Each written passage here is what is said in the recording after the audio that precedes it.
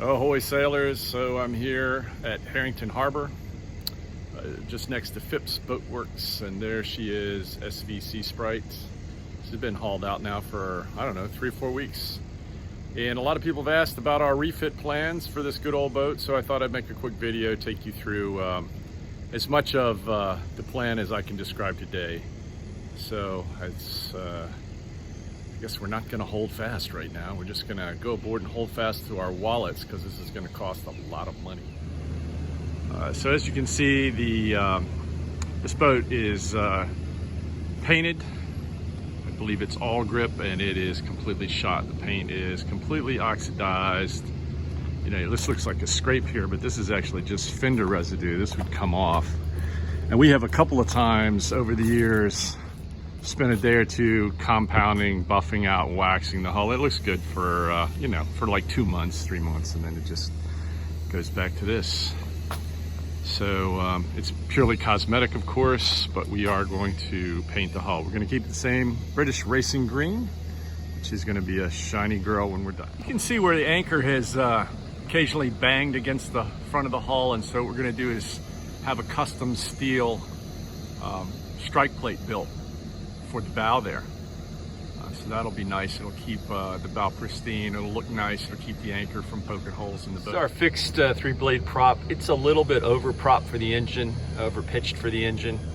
I'm very covetous of a feather stream feathering prop, and if I can afford it, that we will install it. It's probably the only feathering prop that will fit into this aperture without some modification to the rudder, and I don't really want to mess with the rudder. So a feather stream feathering prop will give us an extra half a knot under sail. Be a nice addition. One of the challenges with SeaSprite is the autopilot. We have a wheel pilot, and under heavier weather conditions, the wheel pilot simply is not strong enough to maintain course and heading. And so I think we need a wind pilot, and I'm not that excited about a whole bunch of control lines coming through the cockpit. So I think hydrovane is going to be the solution. It does mean we're going to lose our stern boarding ladder, but I don't think that's a real problem. We can easily get on and off the boat alongside. It's not that high a freeboard. I can put a little step in if we need to. So if you note, there's no midship cleat on this boat. The Cape Dories had a midship cleat built into the tow rail, and I'm looking into doing something similar. If we can install a midship cleat without diminishing the strength or somehow compromising the tow rail, I think we'll do that. Up here on deck, we have this teak, I don't know what you call it. It's essentially a guard for the deck. It allows the anchor chain to fall against it instead of the deck. As you can see, we didn't bother refinishing it. I would like a stainless strike plate to cover that, so they don't have to worry about constantly refinishing the wood and it getting scraped up. I'm also thinking about a manual windlass up here, which I think would have to be mounted on that board forward of the cleats. So obviously we could relocate the cleats. The manual windlass, not really required on boat this size, but gives Lizzie the ability to get the anchor up by herself if she needed to without any trouble. So we're looking at options there. An old bronze Tigress, Simpson Lawrence Tigress might be nice. My only concern is how big it might be, how bulky it might be. So we'll see. It's an option on the refit list. These original Bomar hatches are amazing. They are just absolutely great hatches. Unfortunately, they don't make them anymore. At least I don't think so. But as you can see, the paint has all but disappeared and the lenses are pretty cloudy. So we're gonna pop the hatches off, have the media blasted, have the lenses replaced, and then obviously reinstalled, rebedded. I'd probably go with something other than black for the paint. Main mast is built by Hull. It's a high quality extruded aluminum spar, but it does need to be painted. And so we'll have the mast pulled, painted, and rewired, and probably repaint the boom, although it's in pretty good shape. We'll do that as well. In addition to rewiring and painting the mast, I'm probably going to replace these Lumar 8s with similarly sized 2-speed self-tailing winches. So the standing rigging was replaced last fall. It's all very high quality wire with stay-lock fittings, top and bottom. Did not replace the chain plates, and we will be doing that. Very important. I'm sure these chain plates are original, and while they look to be in good condition, you really never know what's going on with, where the chain plate passes through the deck. So we will be fabricating new chain plates and installing those. We have nice canvas on the boat, but it is probably coming to the end of its useful life.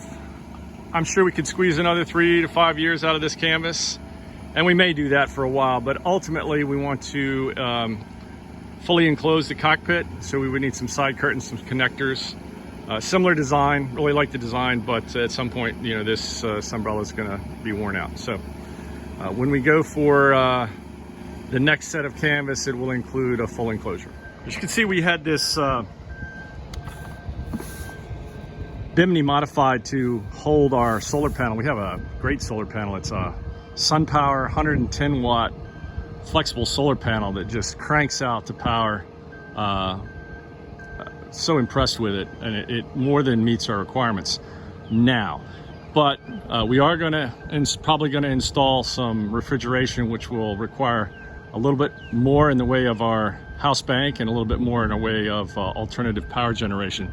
So I'm considering how we could add some additional solar to the boat, whether it's some small panels back here on the back side of the bimini, that's a possibility, or whether we come up with some rail mounted panels that we can extend off the side of the boat. We'll figure that out. I would also like to install some external grab bars. So when we're coming by the Dodger there, we've got a good handhold. We have these on other boats, and they've been tremendously useful. So yeah, we're gonna do something about having an external grab bar right there. Go into the cockpit and take a look at some of the things we're gonna do down here. Yeah, I'm gonna replace this old battery charger. I don't think it works, and I've actually had a new replacement battery charger on the boat all season. It's right here in the box. Never got around to installing it because the solar panel kept the batteries fully charged, and we don't really have any power requirements on the boat. We don't have a fridge or anything. One of the nice things about the SeaSprite is all the outlines are led aft, so the main halyard, main sheet, and 2 reefing lines come back here to the cockpit. And we have this self-tailing 2-speed bronze winch, which actually was one of the original primaries that when I upgraded to the Lumars, and took off the old primaries, there was a smaller winch here, and I replaced it with this one. It's still not quite adequate for the job. There's a company named Carver that makes a highly specialized winch, which is geared much differently than the normal 2-speed winch. It has a very low gear and a very high gear, and it would be perfect for use in hoisting the main halyard. So we're probably going to buy a Carver 30 and put it right here where this old Lumar is. This is our Data Marine depth, speed, and distance gauges. They work perfectly. And I guess I would be loath to replace them, except that you really can't network them in. It would be nice to have networked gauges to the chart plotter, and so I think those will be replaced. Might go with B&G. Would also like a wind gauge. So yeah, a couple of old original pieces of electronics that were very well built and still work, but I think we'll be moving on. Yeah, here we have the cockpit drains, and while it seems like a small thing, I would really love to have some proper bronze cockpit drain strainers here instead of these plastic ones, which are kind of broken, and they allow things bigger than they should to go down through the drain. We've got the typical hatch boards, and they're great, and we will keep them, but I'm also looking to have companionway doors built, just to make it easy to come in and out of the boat when we're at the dock or we're at anchor. We don't have to pull these boards out one at a time, stack them up, and worry about that. So that's another luxury. If we get to it, it'll be great, but it would be nice to have proper teak companionway doors there. Okay, well, let's go back down below and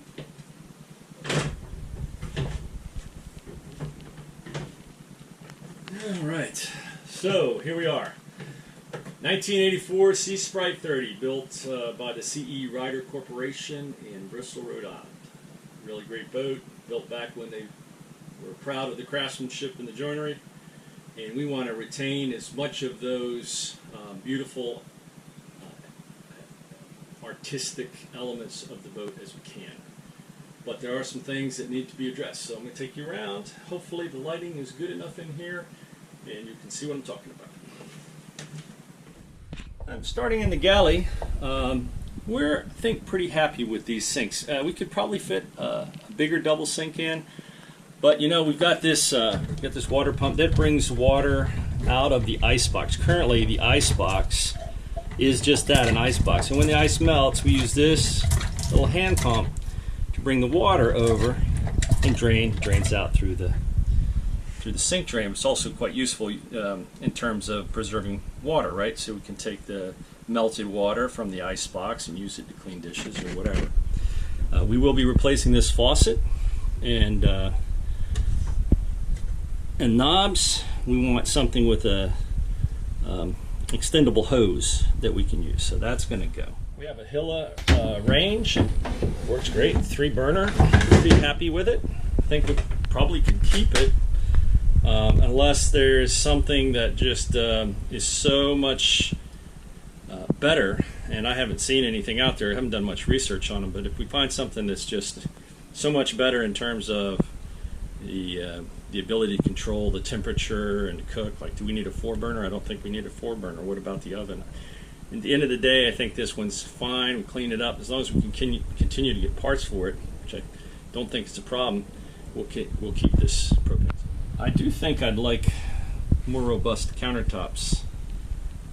Something in Corian. I know Lizzie's not a fan of Corian, but something a little nicer than this. Or maybe we do some kind of faux finish. I don't know. We're going to figure that out. But yeah, these just kind of look bland to me.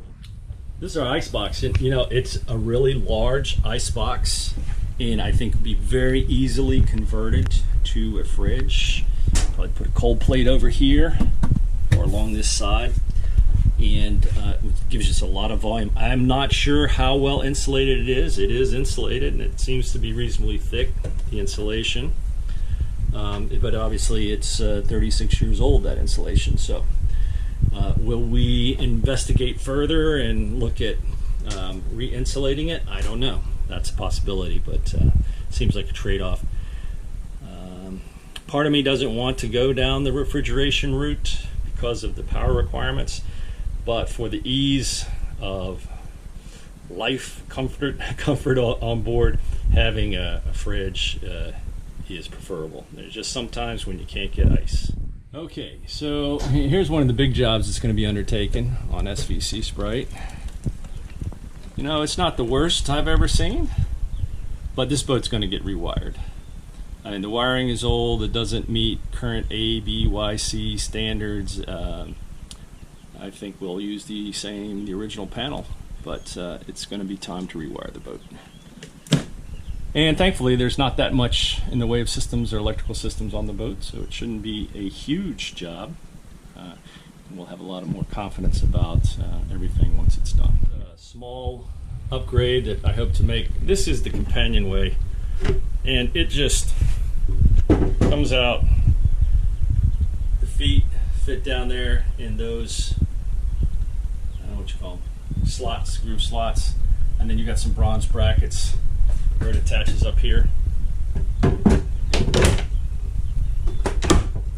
it's quite sturdy. I would like the ability to change. I would like to change these to some sort of bronze hinges, so they could actually lift the companionway up and attach it to a hook and eye up here, so it could just easily come up, and then it could access the engine room without taking this off, moving it over here, having it be in the way. A lot of boats have that feature.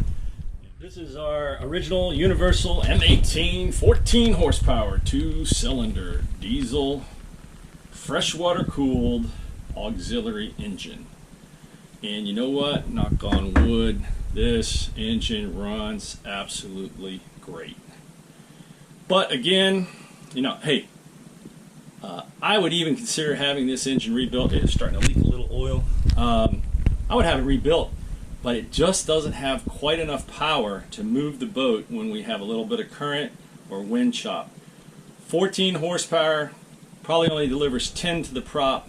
Boat weighs 10,000 pounds. Rule of thumb is you probably should have 2 horsepower for every 1,000 pounds of displacement. Gonna put in the plan would be to put in a Beta 20. And Betas are great engines. They're built with sailors in mind. You know, everything's accessible. Similar to this, it's on a Kubota block, just like this Universal. You know, the water pump's right up front. There's an oil change pump that you can get to. Oil filters right there. Fuel filters right there. Easy to service, right? So we're going to take this out, and when we take it out, we'll have a chance to get back in there, clean and paint the bilge, inspect all the hoses, and we'll probably replace almost everything. Another little cosmetic project. You know, there's this mahogany veneer here, and I don't know if you can even see it, but it's cracked in some places, starting to bubble up. We've done the best we can to kind of get it to re-adhere. I think the plan is to basically address these issues, put some epoxy in here, flatten it out, sand this down, fair it really nice, and then this whole section we'll paint white. And we'll match it to whatever white we use on the rest of the white areas of the boat. That's actually going to help lighten up the interior. We like that, and we won't be concerned about any more of this veneer peeling back. Of course, when you live and cruise on a 30-foot boat, space storage is at a premium. And there's some storage space on this boat that's currently inaccessible. One area is right here. We're going to install we're going to cut out a small opening here and install a little door, long one. And this would be a great place to put some frying pans, cookie pans, pizza pan, some pots and pan storage down here. We understand that obviously the hull curves up in the back there, but there's some wasted space here. Similarly, looking at this settee, and I'm not going to pull it out, it's just too much work, but under here there's access to a locker. There's another locker here, but here, this whole compartment over here, from right here over, there's no access to it, and that's all available storage. So what we plan to do, again, we're going to open this up and put a nice teak door on there, and we'll have access to another pretty sizable locker space right there, and we're kind of excited about that. It's interesting, some of the SeaSprites have little doors there and access. This one doesn't. So we're going to fix that. Another storage solution is going to be, I think y'all like this. So we have this great fold-down table, but you know, it folds up flat against the bulkhead. And the Cape Dories and some other boats have very similar fold-down tables, but the table is actually mounted on a rack where you can keep wine or your flatware, your crystal, whatever. And so I have found a new old stock Cape Dory rack for a fold-down table, and it is the exact size. It fits this space. And with the rack installed, that table will come out. Once the rack is in, the actual table will come out even with the mast. So this is all space that's not used anyway, wasted space. So we'll have the table out here, we'll have a nice rack. I'll show it to you, it's in Phipps Boat Works right now. Nice rack, and that's going to give us a huge amount of additional storage, and it's going to be awesome.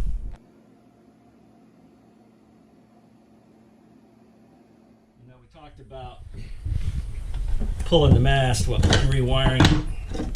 But as you can see, this is one of the reasons we need to pull the mast. We're also going to pull the mast step, clean it up too, and paint it, because we get all this galvanic corrosion that we need to address. Taking a look at the head. So we have a Japsco toilet. It works great. If we don't like it, we can throw it away and buy a new one. I mean, they cost like 150 bucks. So I don't think we're going to change that. We are going to change out. We're going to put in, or either rebuild or put in a new freshwater hand pump here, because this doesn't work. I think we're going to change out this faucet and shower arrangement. I want this shower sump to drain overboard. Right now it just drains to a hose that then goes back to the bilge. But you know the story with that. You get a little hair, dirt in there, it gets clogged up. Not a good thing. Yeah, so up here in the V-berth, we have original fiberglass water tank. That's one of the great things about this boat that has fiberglass tanks for water. So it'll last forever and not gonna leak. We're gonna open that one up, clean it out. We're gonna replace all the water hoses on the boat, all plumbing, except for that which has already been replaced, which is, we've already done all the sanitation hoses. They've already been done. But we're gonna replace the low pressure and the high pressure hoses. So we're gonna rewire, we're gonna replumb, we're gonna put in a new water pressure system. And that'll be nice. Also some woodwork that needs to be done. These little covers for where all the wiring runs, they're shot. Now we're going to be replacing those. Same thing over here. Okay, there's probably 1,000 other little things that we're going to do to the boat. I've got quite a spreadsheet going. I just thought I'd show you, sort of the big things, and let me know what you think about some of those ideas. I know sometimes people come up with great ideas. Things I haven't thought about, so if you think of a better way for us to undertake some of these projects, let us know. For example, I want to put a cockpit shower in, because actually I'd rather take showers in the cockpit on a small boat than in the head. So I'm thinking about maybe putting a cockpit shower down here under the helm seat somewhere. Maybe that's a good place to put it. It'd be out of the way, could build a little box for it. What do you think? Anyway, thanks for watching, and stay tuned. Hopefully we'll be going sailing tomorrow on the big boat on the Cabo Rico 56 SV Quetzal. So if you've not watched any of those videos, stay tuned. We sail somewhere on the bay. Our boom is not attached to our mast, but if we get it reattached, we're doing some work on the four spar leisure furl gooseneck. If we get that all fixed, we'll go sailing this weekend. Anyway, stay tuned. There'll be a lot of sailing to come.